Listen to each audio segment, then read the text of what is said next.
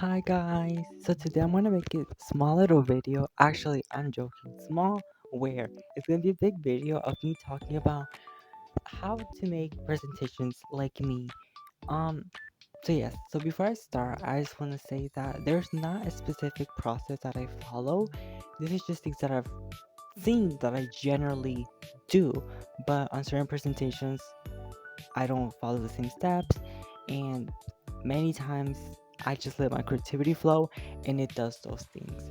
So, these are kind of tips on what I can tell you to do presentations. Now, again, don't make them exactly like mine. It's your creativity, it's your work. Do something unique to you and just, come on, we're creative people. We can make something unique in ourselves by ourselves. The best thing is just to have something in mind and just do it. Do not start looking at other presentations because you're gonna try to copy those and you're gonna end up stressed. That's literally what I've just noticed. Just do your stuff and you're gonna be okay. So I'm gonna do a quick review of things that I do, a few tips and all that. So there's I don't know how many layers, but there's layers that I have in my presentations. There's the background. Then we have it's hard to say, but there's little things on the side. I don't know if y'all can see them like there. And let me get another one. I like there. This is more visible. I'm gonna stay here. Stuff like that, right? And this one is actually sideways.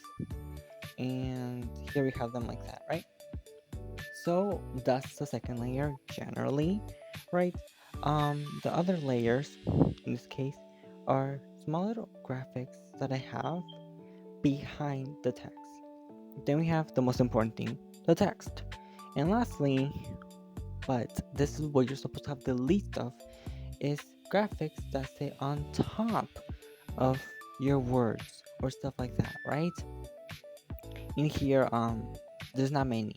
This sits on top of what is my words, right? Actually, I don't think I have many on here. But generally, it would be like that small things that just kind of cut off on the side. Very small. Don't actually change anything to small little things. That's dimension into things, right? So the whole point of these layers is to add dimension. So those are my layers that I follow. Um, Colors, very important. On Canva, which is where I do most of the things. So if you want to kind of follow my similar steps, do Canva. It's free. You can do it. Free account. This was on the free account. I improved that you can do it. So yeah, literally all of this is on a free account. Or you can use public domain stuff. They exist. Just search on Google public domain art or anything like that if you want to use for graphics, for backgrounds, stuff like that. Just as long as you don't just take that specific graphic and just sell that. You can't do that, okay? Um so yes, so start getting graphics, backgrounds, whatever fits that. So the first actual step is choose a theme, right?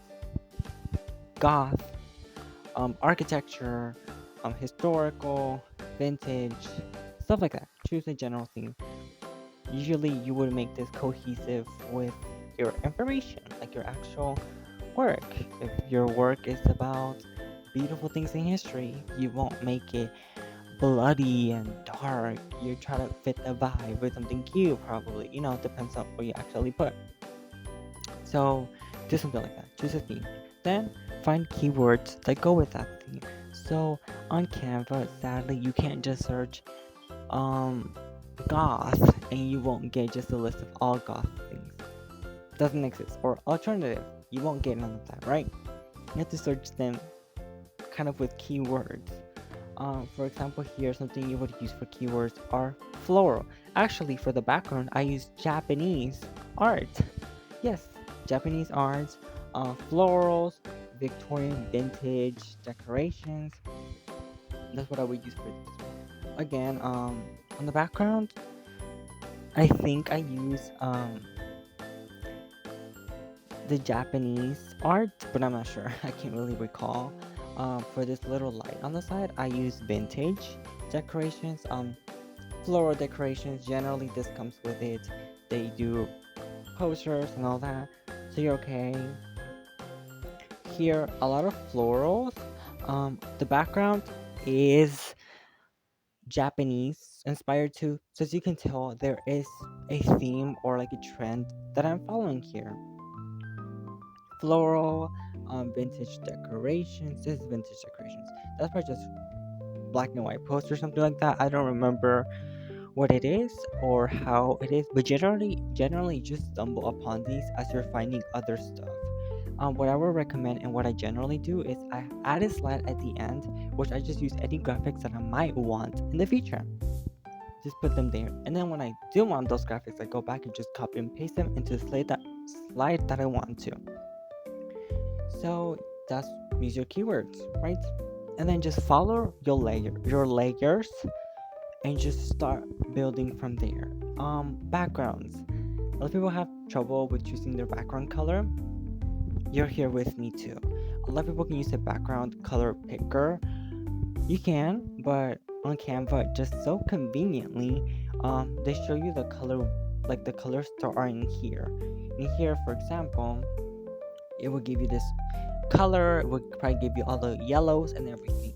And if that just so happens to be like a predominant color here and there as details, if you feel comfortable adding that as the background, you can.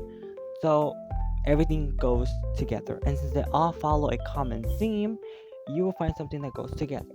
Here it's more light with pops, right, to get into the presentation. Here's more softer, floral, lighter colors, very flowy.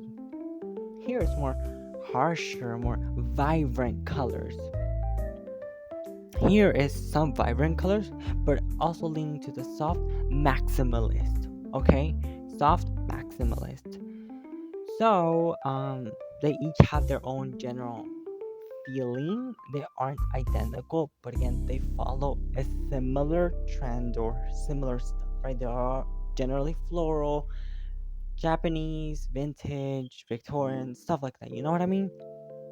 Which Victorian is something that I most likely lean to on every single presentation. Literally, these little things that I have on the side, Victorian decorations. Probably this one's on the side, Victorian decoration too. The flowers, Victorian decoration. Um, Here the header, Victorian decoration. The background when it looks black and white, like over here, right there. Victorian decoration most likely. The header here, very intricate, Victorian decoration. You can see it better there. Um, and here again I have the same branches, Victorian decoration. So yes, I really lean to that Victorian decoration because I like it. Here the flowers, most likely Victorian decoration again. You can find that in most of my sites, I would say. But again, you will lean into that once you have your style made up, right? And just start building. Be creative. Have it flow. You don't want to see like it's in the video actually building one. I will try to see if I can make a video out of that. But no guarantees. Again, it's a process that takes hours and a lot of time, and I might not be able to record when I'm actually building that. And just depends if I can. I can try to do it on my phone and record there, but again, it really depends if I actually remember to do it, right? But if y'all are interested in that, y'all can tell me. I will gladly do it to show y'all how to specifically do this process. I'll probably do it a page because honestly, doing a whole presentation as a tutorial will probably be too long. You don't need the same thing 7 times. So yeah. But yes, like if you follow those tips that I have, choosing a theme, keywords, following your layers, follow your creativity and stuff like that, choose the colors that you've already chosen, you're gonna get somewhere, right? And if y'all do this and you want to share with people, in the comments or something, or share with me, I'll be glad to see, and we can talk about things to make better, or talk about how it's already a great design, right? There's no wrong in creativity. Anything that was made by your hands is better than what some generated stuff can do, right?